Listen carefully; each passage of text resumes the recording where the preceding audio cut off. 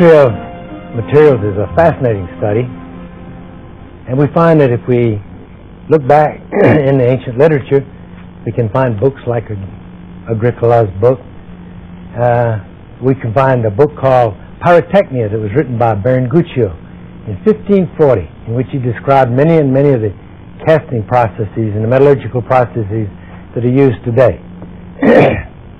But for years and years, people have been interested in this characterization of materials by mechanical strength.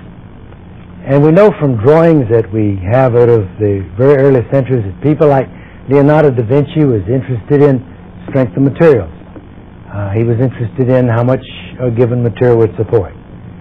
And so we can concoct a little exercise that will show us a problem that he had, as well as a problem that most neophytes have in the field of comprehending mechanical testing diagrams. Actually, let's just suppose that someone like Leonardo da Vinci decided he'd like to make something. He wanted to know the strength of material. He wanted to use the minimum dimension that he could in his piece, and so he wanted to know how strong a piece of material was. Let's suppose it was amber or glass or something like that. A piece of isotropic material, like glass. And let's suppose that he said, I want to put a weight on this, and I want to find out how much it stretches.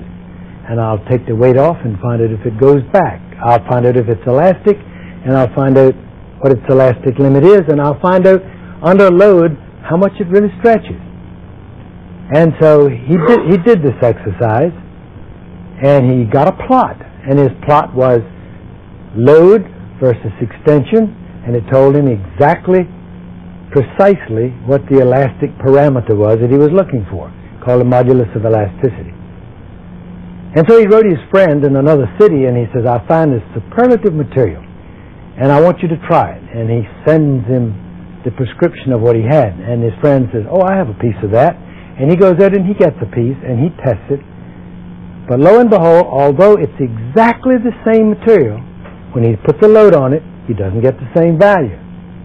It doesn't stretch as much, or it stretches too much, and it doesn't have the same slope, it doesn't have the same modulus of elasticity, but it's identically the same material. Now what's wrong? Well, if we look at this first slide, we can find out a little bit of what's wrong.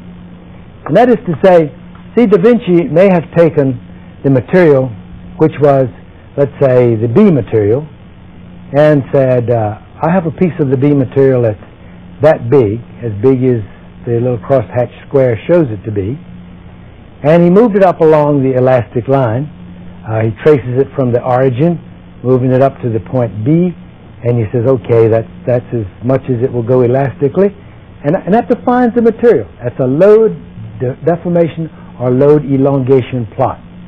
His friend, when he got the prescription, didn't have a piece of material that big, and so he took a piece of material that was just, say, half that size or a quarter that size. And when he tested it, when he hung the weight on it, he found that, gee, it stretched a lot more. Its elastic behavior was different. Well, what was found out in very early days is that all we had to do was to normalize these curves. And we normalized the curves by putting them together so that we have the load that we had in each case divided by the cross-sectional area. And we call that the stress. And we say, we're going to put the elongation over the original length, normalize it in that way, and that will be the strain. And now we take the two curves that we had before, and they'll plot up to be the same curve for A and B. And this particular elastic curve now, if the end of the curve was the elastic limit for the material, will describe a lot of things for us. So, for instance, a man named Young, working with this back in the 18th century, I believe that's right, worked with this. He called the slope of that curve the modulus of elasticity, or it's referred to as Young's modulus today by most everybody. And he did a lot of other things. For instance, he found out that the area under that curve is a measure of energy. For instance, the stress that we have is in pounds per square inch. That's the stress unit, pounds per square inch.